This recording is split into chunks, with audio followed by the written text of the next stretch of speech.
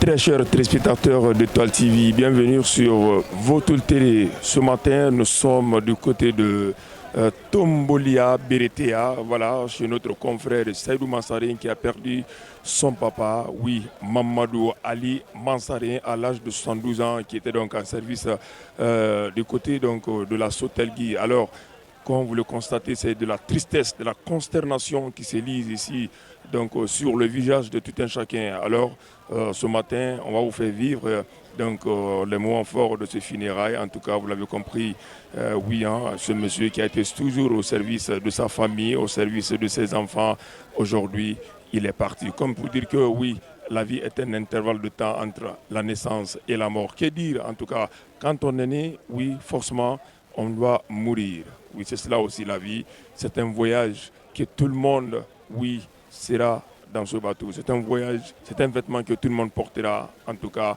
mesdames et messieurs, on vous souhaite cela très bien. On vous souhaite la bienvenue sur la télé web. Comme vous l'avez constaté, c'est cette tristesse qui a frappé la porte de notre confrère Seydou Mansarin. Bienvenue et à tout de suite avec le public. Il était tout pour moi. Un bon père, un père irremplaçable, un père qui avait de l'amour, un père qui aimait ses enfants, qui aimait ses fils.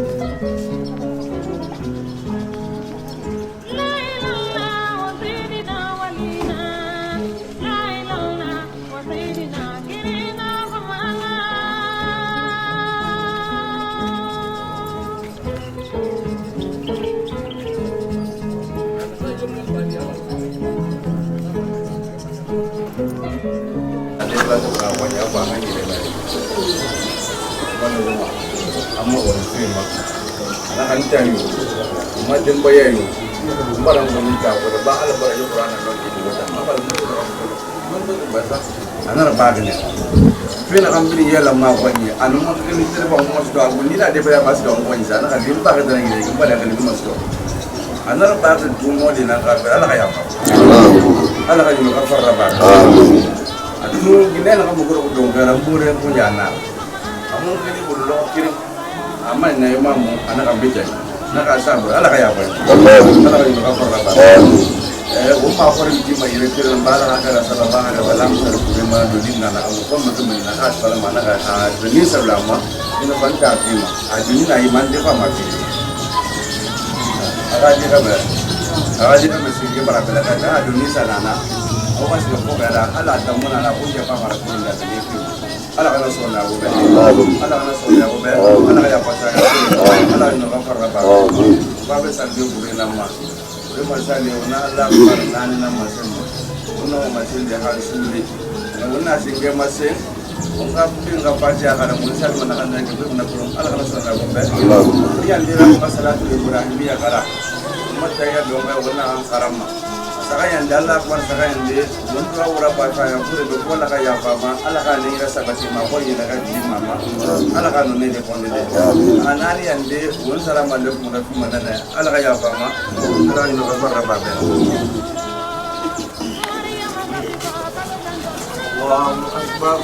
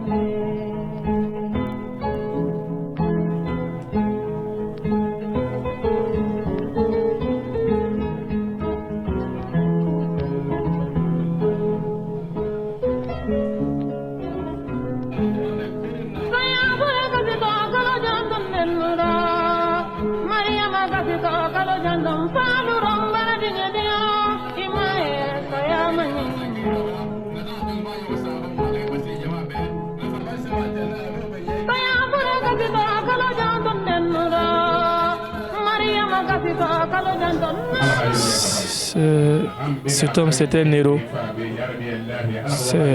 C'est une école. Une école qui m'a enseigné et qui continuera à m'enseigner pour toute la vie. Il était tout pour moi. Un bon père, un père irremplaçable, un père qui avait de l'amour, un père qui aimait ses enfants, qui aimait ses fils. Il a toujours été là. Son ambition, avant qu'il ne meure, il se battait corps et âme pour que je puisse aller faire le master. Et Dieu n'a pas voulu. Je prie pour son âme, qu'Allah ait pitié de lui, qu'il lui accorde son paradis éternel. Nous sommes traversés par un sentiment de tristesse suite au décès de notre papa, le papa de ce jeune très respectueux, Mansaré, que je connais il y a très longtemps. Il faut noter que c'est un moment qui est prévu pour tout le monde. Tout le monde est obligé de passer par la mort. Chaque âme est obligée de goûter la mort. Aujourd'hui, c'est le tour de notre papa. Tout ce que nous pouvons faire, c'est de prier pour le repos de son âme. Et que cette merveilleuse famille qu'il a laissée derrière lui, que Dieu veille sur cette merveilleuse famille. Il ne faut pas qu'il soit étonné, mais il faut qu'il soit très fier de ses amis, de ses enfants. Des enfants très dynamiques, parce que je suis ami aussi avec ses enfants. Mansa, c'est un jeune frère qui est très courtois, très poli. Et je pense que cette éducation qu'il a transmise à ses enfants, il ne va pas le regretter. Que son âme repose en paix, c'est tout ce que je peux dire. Je n'ai pas assez de mots. Je suis Mansaré Morlaï, je suis le fils du défunt. Les mots me manquent. S'il s'agit de parler mon papa ce soir, je ferai un roman pour parler de lui. C'est un père qui a tout donné, qui a donné l'amour, qui a donné tout ce qu'il faut, l'éducation, qui s'est battu pour la réussite de ses enfants. Les mots me manquent aujourd'hui pour parler de lui. Tout ce que je peux dire, c'est un héros qui est parti. C'est un message de remerciement. Ça nous réconforte à plus d'un titre. Mais ce n'est pas étonnant aussi. Quand vous êtes avec du monde, si vous avez un souci, vous perdez une personne aussi chère, vous verrez forcément des gens autour de vous qui vont vous accompagner. Tout ce qu'on peut dire aujourd'hui, c'est dire merci à tous ceux qui sont là ce soir, qui ont accepté de venir nous consoler, nous réconforter pendant ces moments difficiles. On les remercie tout un chacun. On les dit grand merci.